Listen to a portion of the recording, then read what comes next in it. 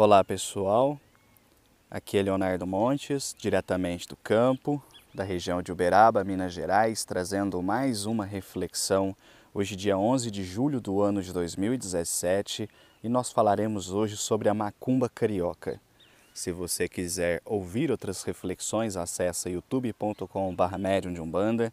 Essa semana nós atingimos 7.000 inscritos, então o canal está crescendo muito. Então não deixe de se inscrever para que você possa sempre estar aí sabendo de cada vídeo novo. E também curta a nossa página, facebook.com/medium de Umbanda, onde eu estou colocando alguns textos exclusivos que você não vai achar em lugar nenhum. Então se você gosta do material, se você gosta desse tipo de reflexão, corre lá também na página, ok? Muito bem. Na reflexão passada, nós conversamos um pouquinho sobre a cabula, né, que muita gente não conhecia e que deixou aí o seu rastro na história. E hoje nós vamos falar da macumba carioca, que é um culto também importante, que deve ser conhecido para que nós possamos entender melhor a história do preconceito em relação à Umbanda. Bom, se você ouviu a reflexão passada, você ouviu falar da cabula, que ela trabalhava mais no campo, que ela ficou mais ou menos centralizada ali no Espírito Santo, um pouquinho na Bahia, mas em maior número no Espírito Santo, e que ela praticamente foi extinta pela perseguição que houve, onde inclusive ocorreram assassinatos de pessoas para que esse culto desaparecesse da face da terra. Bom, o que provavelmente aconteceu é que algumas pessoas, por conta ou não da perseguição policial que houve em relação à cabula, acabaram migrando para o Rio de Janeiro e também para outros estados, mas principalmente para o Rio de Janeiro, onde deram continuidade às suas práticas religiosas, agora não mais com o nome de cabula, mas com o nome de macumba. Provavelmente você já ouviu falar que macumba é uma árvore, que macumba é um tambor, que macumba é um reco-reco, e aparentemente está tudo certo, né? Esse termo macumba era usado para se referir a diversas coisas ao mesmo tempo, mas o que parece que pegou mesmo era por conta de um tambor, uma espécie de atabaque, e as pessoas diziam, vamos lá tocar a macumba, que era bater o tambor. Bom, nós vamos encontrar na macumba muitas coisas semelhantes à cabula. A macumba praticamente é a continuação da cabula. Só que enquanto a cabula tinha aspecto iniciático, uma coisa mais rural, fechada e que era muito restrita, a macumba já é algo urbano, vai absorvendo outras influências e é algo que está nas cidades. Então não era aquele culto isolado no meio da mata, tarde da noite. Era aquele culto que acontecia no fundo da casa do senhor Joãozinho, onde se batia o tambor e as pessoas vestiam de roupa colorida e iam receber as entidades. Então a macumba, em sua estrutura, é muito semelhante ao que nós vemos hoje nos terreiros de Umbanda. É muito semelhante. Existe um livro chamado As Religiões do Rio, publicado em 1904, do autor João do Rio, onde ele descreve, com um português até um pouco difícil de entender, né, que já não é mais a mesma língua que nós falamos hoje, mas ele descreve com muita precisão a sua experiência de 3 meses frequentando tudo quanto é tipo de culto religioso afro-brasileiro que ele encontrou no Rio de Janeiro. Aliás, esse livro é frequentemente usado como a prova de que não existia Umbanda em 1904, porque ele passa 3 meses investigando terreiros de todo o estado do Rio de Janeiro e ele não cita hora nenhuma a Umbanda, mas ele cita muito a macumba, que é muito parecida com a Umbanda, porque herda traços e costumes da cabula e ela mantém. Então, por exemplo, numa das descrições sobre uma sessão de macumba, ele coloca que essas sessões começavam geralmente na sexta-feira, por volta da meia-noite, e iam até às 5 horas, 6 horas da manhã do sábado. Qualquer pessoa podia participar, as pessoas iam chegando, e ali tinha um que incorporava um caboclo, ali o outro médium incorporava um preto velho, o outro incorporava um Exu, era tudo junto, no mesmo trabalho. Imagina que loucura vibratória que é isso, né?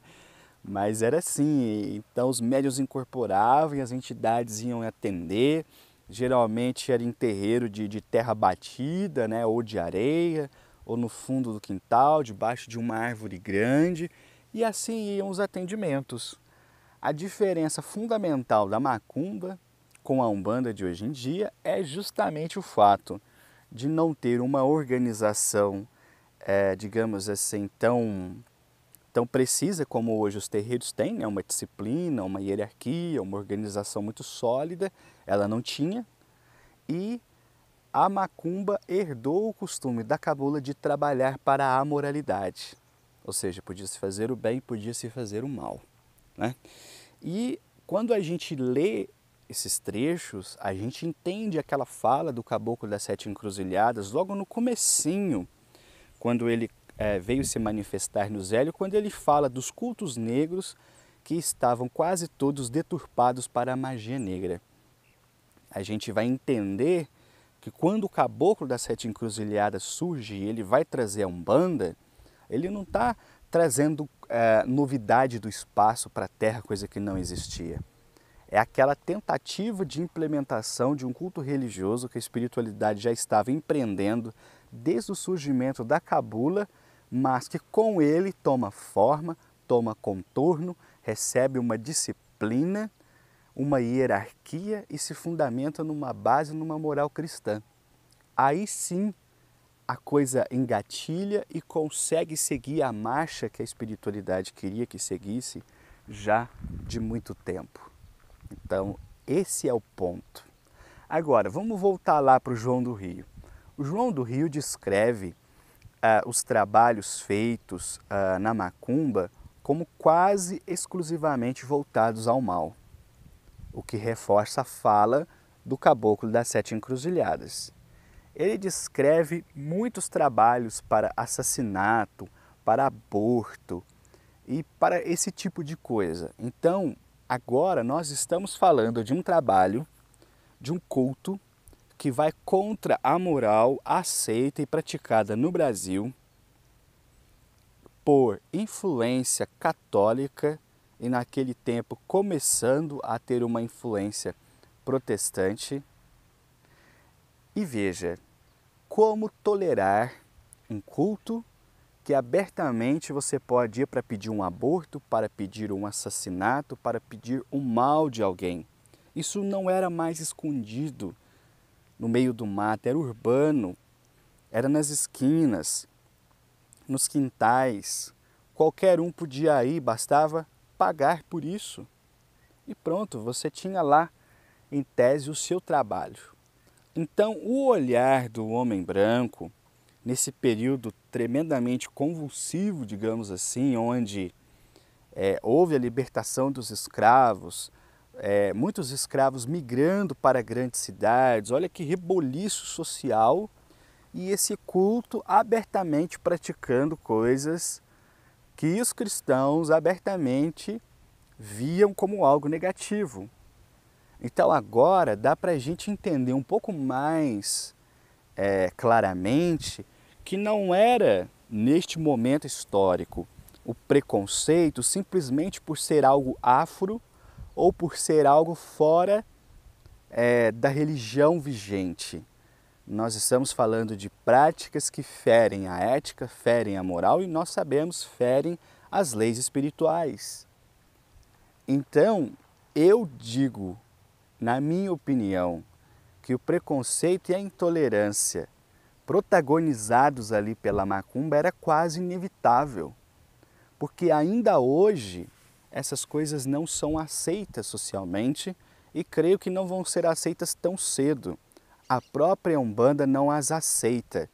Se você que está me ouvindo nunca foi num terreiro e você chegar lá e pedir para uma entidade que você quer fazer um trabalho porque você quer que a ex do seu marido que ficou grávida dele aborte, nunca uma entidade de Umbanda vai concordar com isso. Nunca uma entidade vai aceitar fazer isso. E se você conversar abertamente com as pessoas sobre isso, elas também não vão aceitar. Então a gente vê que o preconceito ele tem uma história. E quando nós falamos de religiões afro-brasileiras e de religiões brasileiras, eu costumo dizer, a Umbanda ela não é afro-brasileira, a Umbanda ela é brasileira. Ela tem elementos afro, como tem elementos franceses, como é o caso do Espiritismo. Mas ninguém diz que a Umbanda é franco-brasileira, ninguém diz isso. A gente diz que a Umbanda ela é brasileira, ok? Ela tem influência afro, como ela tem influência francesa por conta do Espiritismo, ok? Então veja, esse preconceito não é uma questão só de vítima. Existe uma ação, existe um trabalho, existe um contato social de uma espiritualidade baixa, de uma espiritualidade ainda negativa, o que vai render aí a pecha, não só a Umbanda, mas todos os cultos de baixo espiritismo. Nós vamos falar disso em outra reflexão. Então aqui fica um pouco mais claro o porquê disso. Não é de graça esse preconceito. Não estou dizendo que é correto, estou dizendo que não é de graça. Os cultos religiosos, conforme o próprio Caboclo das Sete Encruzilhadas disse, conforme mostra o próprio João do Rio, que não era religioso, era um acadêmico fazendo uma pesquisa de campo, indo lá, vendo com os seus próprios olhos, depois narrando isso para o mundo, deixa claro que a mediunidade, na virada do século XIX para o século XX, naquilo que ficou conhecido como as macumbas cariocas, eram trabalhos completamente amorais e por isso não havia como uma sociedade completamente impregnada de valores cristãos aceitarem isso. Não havia como o Espiritismo aceitar isso. O Espiritismo é contra completamente qualquer coisa que vá ao mal, qualquer coisa que trabalhe para o sofrimento humano. E nós também vamos falar aí da relação de Umbanda e de Espiritismo. Então eu espero que tenha ficado um pouquinho mais claro para vocês. Por quê? Quando nós tocamos no assunto do preconceito ligado à Umbanda, muita gente surge como vítima. E óbvio, nós estamos vivendo em outro momento, mas nós temos que entender que antes do surgimento da Umbanda, houve todo um movimento cultural, religioso, espiritual, ligado a uma espiritualidade baixa, uma espiritualidade negativa que deixou a sua marca na sociedade.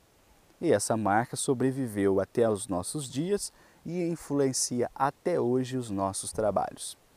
Bom, eu vou parando por aqui. Se você quiser ouvir outras reflexões, acesse youtube.com/medium de Umbanda.